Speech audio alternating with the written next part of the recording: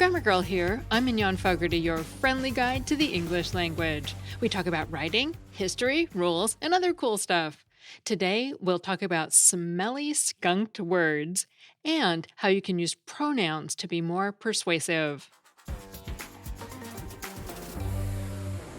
As we've discussed many times, language is constantly changing, and one phenomenon that shines a light on language change is the skunking of words. Do you get your knickers in a knot when someone uses a word in a way that doesn't match its original meaning? Or when someone uses a word that sounds old fashioned? Well, it's probably because that word has been skunked. The term skunked was introduced by lexicographer Brian A. Garner in his book Garner's Modern American Usage, where he described a skunked word as one whose meaning is going through a change that's hotly disputed. Words change or take on new meanings all the time without any problems, but skunked words are something different. Prescriptivists, those who stand by the traditional usage of language and its rules, typically hold firm to the original meaning of skunked terms, while descriptivists, those who are more progressive and accepting of new usages, are more likely to welcome their new meanings. As an article in The Better Editor of New England blog notes, during the transition, the skunked terms, quote, may smell bad to both sides, unquote. For example, the very first word Garner labeled as skunked was hopefully, which originally was an adverb meaning with hope, as in Squiggly waited hopefully for a piece of chocolate, with hopefully modifying the verb waited. But way back in 1702, someone used it to mean I hope to modify a whole sentence, as in, hopefully, chocolate will be on sale soon. That use has grown ever since, and linguistic sticklers who don't like it have been impressively resistant to giving up the fight.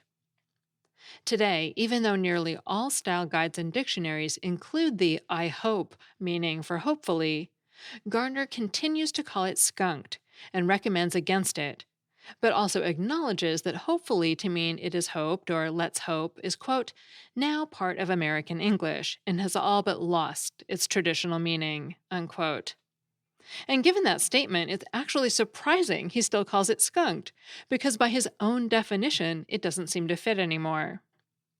The other words Garner calls skunked, though, more clearly fall into the unsettled phase of a meaning transition, including data, which was originally plural but is now often used as singular, decimate, which originally meant to kill 1 in 10, but now is often used to simply mean massive killing or destruction, enormity, which originally meant great wickedness, but is now often used to refer to something vastly huge, and fulsome, which originally meant copious in a neutral sense, but is now often used to mean excessively flattering or insincerely earnest.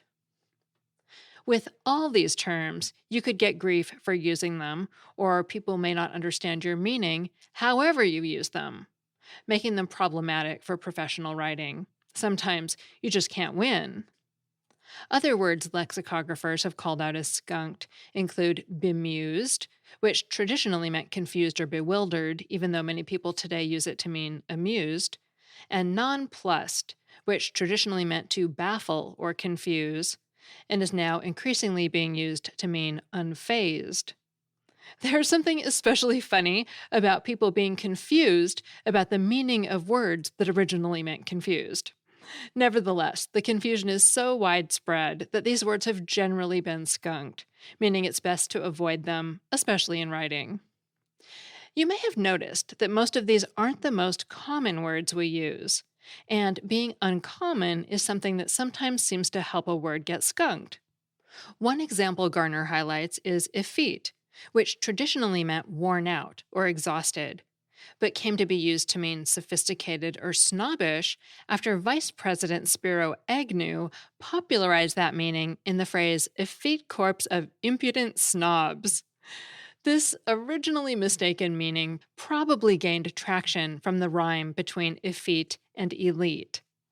Dictionaries list both meanings today, but there's also a third meaning becoming common that isn't in dictionaries yet: effeminate, again, probably because of the similar sounds. If you use effete and the context isn't clear, people may misinterpret your meaning, so it's best to avoid it for now. It's skunked until people agree on its meaning, if they ever do. Skunking can happen quickly or gradually. Garner says, quote, "It may take 10 years or 100, unquote, but it's still temporary." During that time, the old school and new school camps battle it out in academia, writing, and on social media. The new usage is deemed wrong by the first camp, and the old usage seems weird to the second. To add to the conundrum, editor Aaron Brenner cautioned us in an article for Visual Thesaurus that, quote, "Words in the middle of a meaning change aren't the only ones at risk of being skunked. Those only perceived to be going through a meaning change can become victims as well," unquote. An example is literally. Many would say it reeks, given its newer colloquial usage meaning, well, figuratively, as in, I literally died laughing. But did you know it's been used in that sense since 1769? As Brenner points out, it, quote, "isn't in the middle of a change, but it has carried an unpleasant odor about it for over 100 years now that hasn't dissipated with time," unquote. So, what happens when a word smells so bad no one can agree on its usage? Well, sometimes it gets bleached. In his interview with Rob Watts of Rob Words on YouTube, Merriam-Webster lexicographer Peter Sokolowski describes the infamous literally as an example of not only skunking, but semantic bleaching, which he defines as, quote, "when a word loses some of its meaning or has been diluted through a change in usage," unquote. Let's look at the sentence, "I literally died laughing," again. According to Sokolowski, the words died and laughing carry the meaning of the sentence. So literally has been bleached. Literally isn't necessary to understand the sentence. So what's more important, the origin of words or common usage? After all, language is about communication, and if common usage overwhelmingly sways one way, we start to use it to be understood. Remember, language is always evolving, and the goal of modern dictionaries is to describe how language is actually used, not how it should be used. As Watts emphasizes, quote, "Words do matter. Do they mean the same thing to the person saying them as to the person who's hearing them?" Unquote. And that's the problem with skunked terms. You can't be sure the person hearing them will think they mean the same thing you think they mean. These terms just aren't to the point yet where you can always use them clearly, regardless of their original or more modern meaning. Plus, some readers may even view your use as an error, which can hurt your credibility. All this doesn't mean, though, that you should never use skunked terms. If you're fairly certain your audience only uses these words one way, go for it. And they're also fine in informal, colloquial speech or writing, and fiction, where you may even want the ambiguity or tone such words convey. Skunked words actually get used all the time, and their meanings can be explained. Just navigate the skunks in the road carefully. That segment was co-written by Susan K. Herman and me. Susan is a retired multidisciplined language analyst, analytic editor, and instructor for the federal government.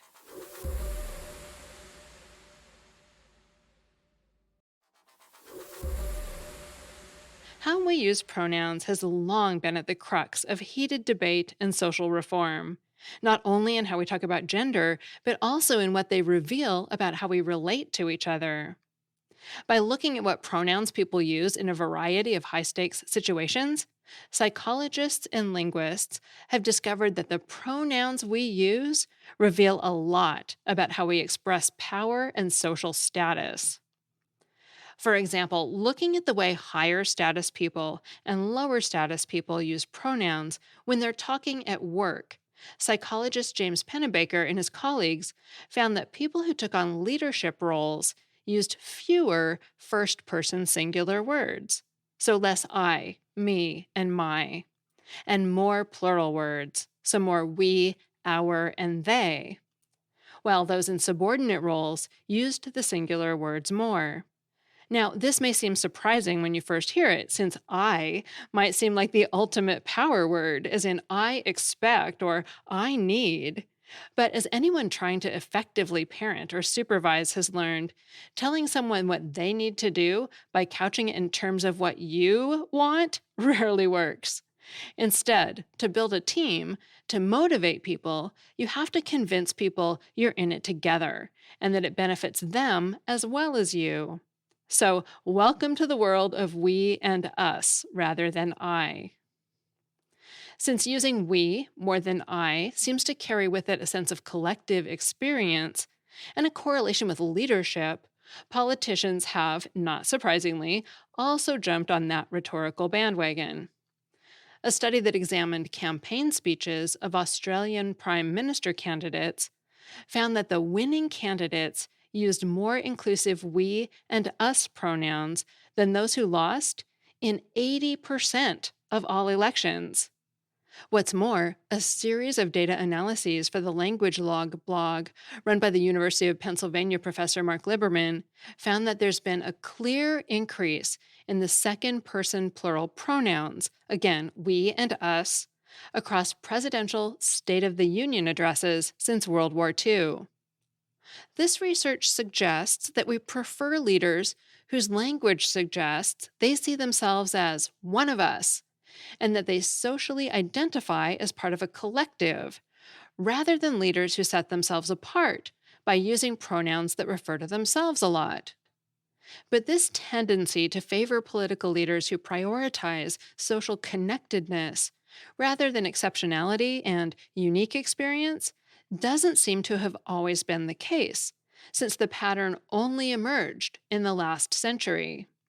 Of course, first person pronoun use, I or me, isn't negative. It may simply reflect a status difference or an awareness of the language you need to use to get things done in different contexts. But that doesn't mean we shouldn't be aware of how the way we use pronouns comes across.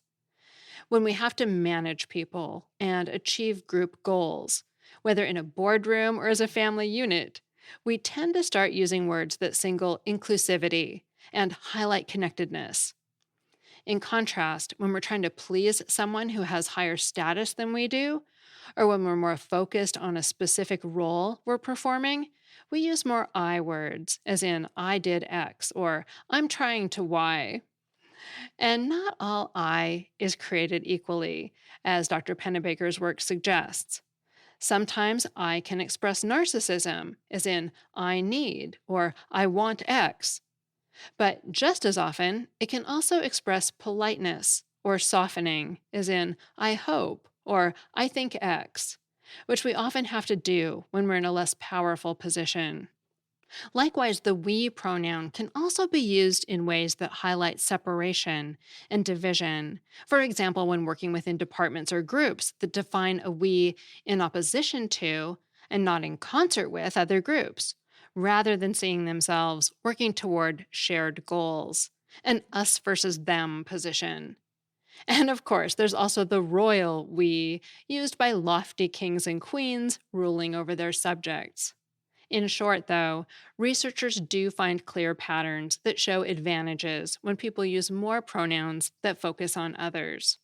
For example, in a computational analysis of speech in mock job interviews, Name et al. Found that people who used more inclusive and outward focused pronouns, such as we and they, were rated more positively and as friendlier than people who used more I pronouns.